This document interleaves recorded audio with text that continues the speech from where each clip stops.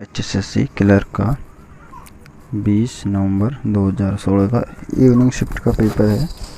इसका 85 क्वेश्चन पहले करा चुके हैं। ये 86वां क्वेश्चन है इंग्लिश का। Find the correctly spelled word. यहाँ पर जो सही स्पेलिंग वाला वर्ड है वो यहाँ पर आपको बताना है। तो ए ऑप्शन में दिया गया है कोलिजन, बी ऑप्शन में COURTSY कोर्सी, तो इसमें TESY आएगा, इसका ये स्पेलिंग गलत है। और सी ऑप्शन है कोलिजन, इसमें कोलिजन की स्पेलिंग गलत तरीके से लिखी गई है। और डी ऑप्शन है कॉन्सेंसस, इसमें कॉन्सेंसस की स्पेलिंग भी ये गलत है। इसमें जो सही स्पेलिंग है आपकी वो ऑप्शन ए में है, यानी कोलिजन, जिसका अर्थ होता है गठबंधन, COALITION कोलिजन। अगला क्वेश्चन है 87वां, fill in the blank with appropriate preposition. तो यहाँ पे क्या है, जो प्रीपोजिशन है उसका यहाँ पर सही प्रीपोजिशन का चुनाव करना है खाली स्थानों में। तो पढ़ते हैं सेंटेंस क्या है। A very agile person observe his reflection खालिस्तान a glass and obtained a fairly accurate conception खालिस्तान हिज अपीयरेंस। ए ऑप्शन है यहाँ पर पहले खालिस्तान में इन है, दूसरे में ऑफ आएगा। बी ऑप्शन पहले में ऑन आएगा, दूसरे में ऑफ आएगा। सी ऑप्शन है पहले में एट आएगा, दूसरे में अबाउट आएगा। डी ऑप्शन है पहले में ऑन आएगा और दूसरे में ऑफ आएगा। तो यहाँ पर बात हो रही है ए गिलास, तो गिलास ऑन गिलास अगर हम लगाएंगे तो ऑन गिलास के ऊपर, तो ये यहाँ पर सही नहीं है, क्योंकि जो पदार्थ होता है वो गिलास के अंदर होता है। तो अंदर के लिए यहाँ पर इन, यानी अंदर, गिलास के अंदर। तो पहले में ही इन है, तो पहला आपका राइट आंसर है, दूसरे में जबकि ऑफ आएगा। देखते हैं इस सेंटेंस के बारे में थोड़ा। A very agile person observed his reflection in a glass and obtained a fairly accurate conception of his appearance. यहाँ पर क्या है, पहले खालिस्तान में इन लगा दिया जहाँ पर डैश लगा हुआ है, और दूसरा जो खालिस्तान है वहाँ पर ऑफ लगा दिया है, इसके ऑफ के नीचे भी डैश है। अब इसका हम इसके स्थान पर, खालिस्तान के स्थान पर इन और ऑफ लिखने के बाद अब इसको हम हिंदी में देखते हैं सेंटेंस किस तरीके से बनता है। एक बहुत ही फुर्तीले व्यक्ति ने एक गिलास में अपने प्रतिबिंब का अवलोकन किया और अपनी उपस्थिति का काफ़ी सटीक अनुमान लगाया। तो ये इसका आपका हिंदी में सेंटेंस का अर्थ है। अगला देखते हैं 88वां क्वेश्चन है, choose the word that best expresses the meaning of the underline word. यानी जो अंडरलाइन में जो वर्ड है इसके स्थान पर कौन से वर्ड को रखा जाए ताकि अर्थ में परिवर्तित ना हो, यानी कि जो अच्छी तरीके से इसके अर्थ को फिर दर्शित करे।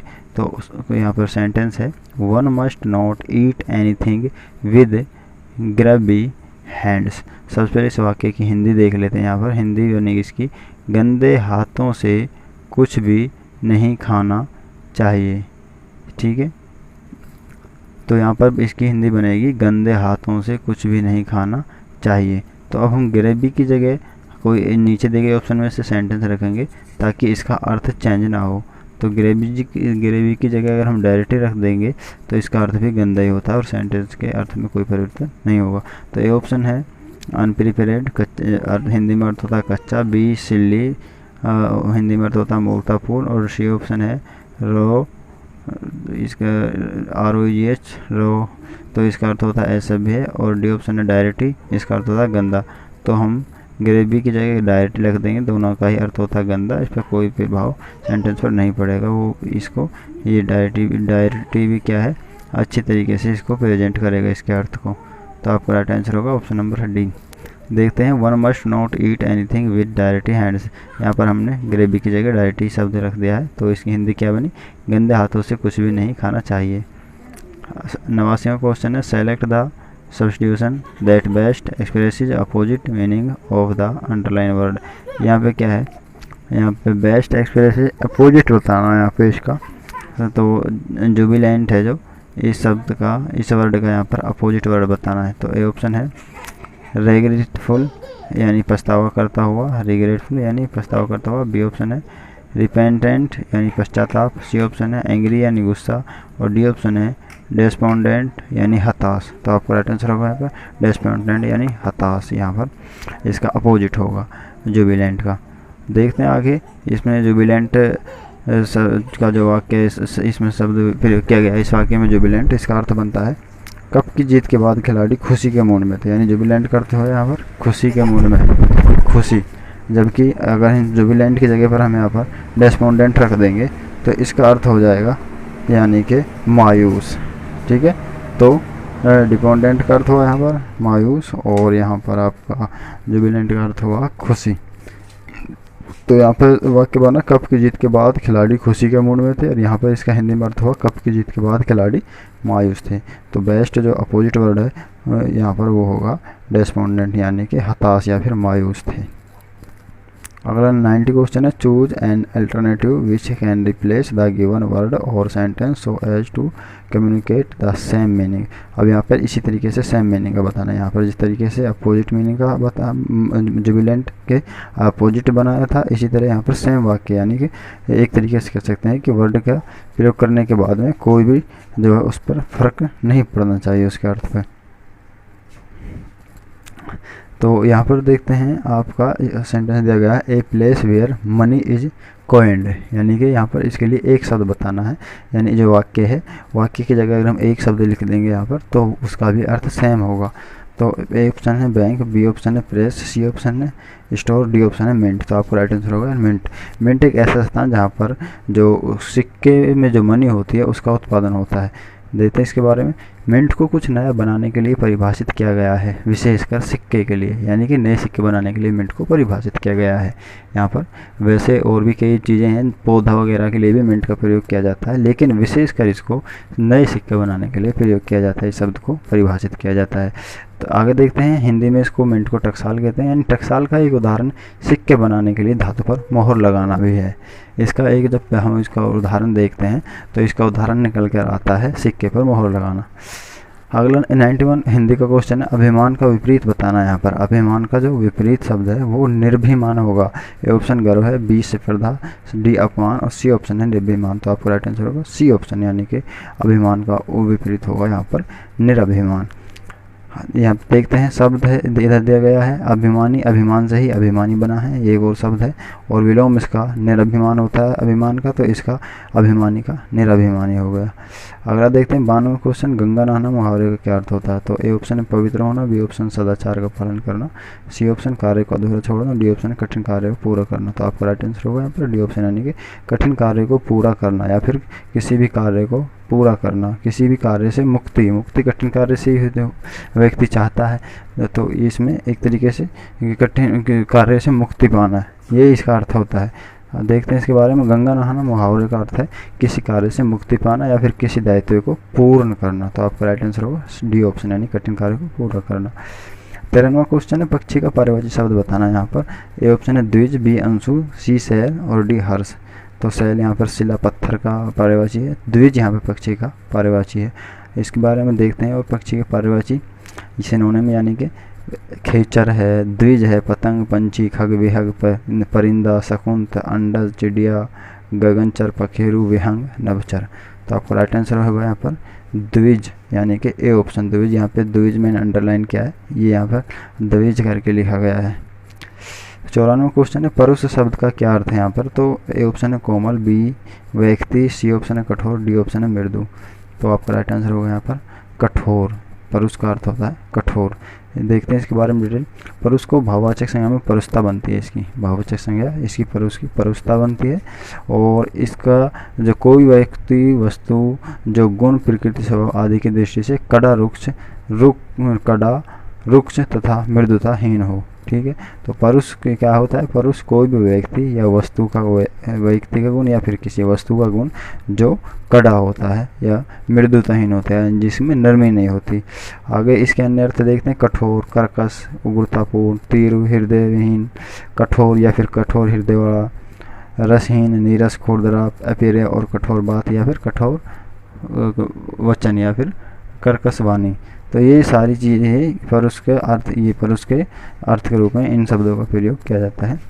95 क्वेश्चन है यहाँ पर, इनमें गुणवाचक विशेषण कौन सा नहीं है?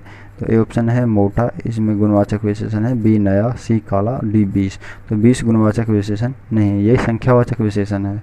देखते हैं, गुणवाचक विशेषण वे विशेषण होते हैं जो शब्द या संज्ञा सर्वनाम शब्द के गुण, दोष, रंग, रूप, आकार, स्वाद, दशा, स्वस्थ, स्थान आदि की विशेषता प्रकट करते हैं, गुणवाचक विशेषण कहलाते हैं।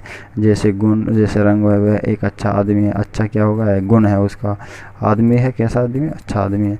अब जैसे रंग, जैसे काला टोपी, तो टोपी है लेकिन वो काली है, तो काली उसका एक गुण है। लाल रुमाल, ये भी क्या है, गुण है। तो ये सभी गुणवाचक विशेषण के यहाँ पर उदाहरण दिए गए हैं। जबकि संख्यावाचक विशेषण दो प्रकार के होते हैं, निश्चित संख्यावाचक विशेषण और अनिश्चित संख्यावाचक विशेषण। तो यहाँ पर ये निश्चित संख्यावाचक विशेषण का उदाहरण है 20, तो इसलिए ये यहाँ पर गुणवाचक विशेषण नहीं है, बल्कि यहाँ पर निश्चित संख्यावाचक विशेषण है। राइट आंसर होगा आपका ऑप्शन नंबर डी। अगला देखते हैं, 96 में उपयुक्त का सही संधि विग्रह यहाँ पर करना है। तो ऊपरी प्लस में उक्त, बी ऑप्शन है ऊपर प्लस में युक्त, सी ऑप्शन है ऊपर प्लस में उक्त, डी ऑप्शन है ऊपरी प्लस में युक्त। आपका राइट आंसर होगा ऊपरी प्लस में उक्त उपयुक्त बनता है, तो ये इसका संधि विग्रह होगा। देखते हैं इसमें कौन सी संधि है, इसमें यन संधि है यहाँ पर, यानी ऊपरी प्लस में उक्त उपयुक्त, यानी कि यहाँ पर क्या है, मात्रा यहाँ पर कम हटा करके और उसके स्थान पर क्या है, ऊपर रह की मात्रा लगा दी, उपयुक्त। तो संधि इसकी उपयुक्त, और संधि विच्छेद जब इसका करेंगे तो हम ऊपरी प्लस में उक्त। इस संधि को बनाने का यहाँ पर रूल दिया गया है, यानी छोटी ई और छोटा ऊ जब मिलते हैं तो ये जमा ये और प्लस छोटा ऊ, ये दोनों क्या है, बराबर बराबर हो जाते हैं। तो इस तरीके से ये यन संधि है। 97 क्वेश्चन है, अनासक्ति में कौन सा उपसर्ग प्रयोग किया जाता है? तो यहाँ पर अन प्लस में आ, यहाँ पर ए और आधीने वाला अन और ए आधीने वाला अन प्लस में आ, तो यहाँ पर ये दो उपसर्गों वाला वाक्य है, एन प्लस में आ। देखते हैं और अन्य कुछ वाक्य हैं दो उपसर्गों वाले, जैसे निराकरण है, निर प्लस में आ, निराकरण, ये इसमें दो उपसर्ग हैं। ऐसे प्रत्युपकार है, जैसे पृथ्वी प्लस में उप, ये दो इसके क्या है, उपसर्ग हैं। इसी तरीके से अंडरलाइन यहाँ पे किया गया है, अन प्लस में आ, अनासक्ति, दो उपसर्ग, इसमें अन प्लस में आ उपसर्ग। 98 क्वेश्चन है, यहाँ पर निम्नलिखित शब्द किस शब्द समूह के लिए उपयुक्त शब्द का चयन करना है? यहाँ पर जो किए गए उपकार को नहीं मानता है, जो इसके लिए एक शब्द लिखना है, तो उसको कृतज्ञ बोलते हैं। जो किए गए उपकार को नहीं मानता उसको कृतज्ञ कहते हैं। अगर यहाँ पर हम लिख देते हैं कृतज्ञ, तो हमको समझ जाना है कृतज्ञ का मतलब होता है जो किसी के किए गए उपकार को नहीं मानता। तो ए ऑप्शन है कृतज्ञ, बी ऑप्शन है धोखेबाज, सी ऑप्शन पापी, डी ऑप्शन है कृतज्ञ। ए ऑप्शन और डी ऑप्शन मिलते जुलते हैं यहाँ पर, कृतज्ञ और कृतज्ञ, इसमें ध्यान रखना है। कृतज्ञ होता है जो किसी के उपकार को नहीं मानता। 99 क्वेश्चन है, निम्नलिखित में से किस किन वाक्य पंक्तियों में अनुप्रास अलंकार नहीं है? तो अनुप्रास अलंकार, चारू चंद्र की चंचल किरणें खेल रही थी जलथल में। यहाँ पर इसका परिभाषा देख लेते हैं। जब किसी काव्य को सुंदर बनाने के लिए किसी वर्ण की बार बार आवृत्ति हो तो वह अनुप्रास अलंकार कहलाता है। किसी विशेष वर्ण की आवृत्ति से वाक्य सुनने में सुंदर लगता है, तो वाक्य को सुनने में सुंदर लगता है, इसीलिए अलंकारों को प्रयोग किया जाता है वाक्य को सजाने, यानी एक तरीके से गहना भी कहते हैं इसको वाक्यों का। तो यहाँ पर दिया गया है वर्णों की बार बार आवृत्ति हो, तो वर्णों की बार बार आवृत्ति यहाँ पर हो रही है, चारू चंद्र की चंचल किरणें, तो ये अनुप्रास अलंकार है। पूत सफेद तो क्यों धन संचय, पूत कपूत तो क्यों धन संचय, तो ये आपका इसमें भी यहाँ पर अनुप्रास अलंकार है, क्योंकि यहाँ पर पूत पे की आवृत्ति हो रही है यहाँ पर। और इसी तरीके से तीसरा यहाँ पर उदाहरण है कनक कनकते सौगुनी मादकता दिखाए, तो यहाँ पर क्या है, कनक कनक, यहाँ पर दो शब्दों की आवृत्ति हो रही है और दो शब्दों का अलग अलग अर्थ में यहाँ पर प्रयोग किया जा रहा है। तो इस तरह का जो अलंकार है, ये अलंकार आपका होगा, यहाँ पर दिया गया है, यहाँ पर ये यमक अलंकार का उदाहरण है। तो ये अनुप्रास अलंकार नहीं है, तो आपका राइट आंसर होगा ऑप्शन नंबर 3। जबकि चौथे में भी बंदो गुरु पद पदम परागा पे की आवृत्ति के कारण यहाँ पे क्या है, अनुप्रास अलंकार है, तो आपका राइट आंसर होगा ऑप्शन नंबर सी, यानी कि तीसरा जो उदाहरण है उसमें अनुप्रास अलंकार नहीं है, वो यमक अलंकार का उदाहरण है। 100वां लास्ट क्वेश्चन आज के लिए, निम्नलिखित में से कौन सा शब्द जंगम शब्द का विलोम विपरीतार्थक रूप है?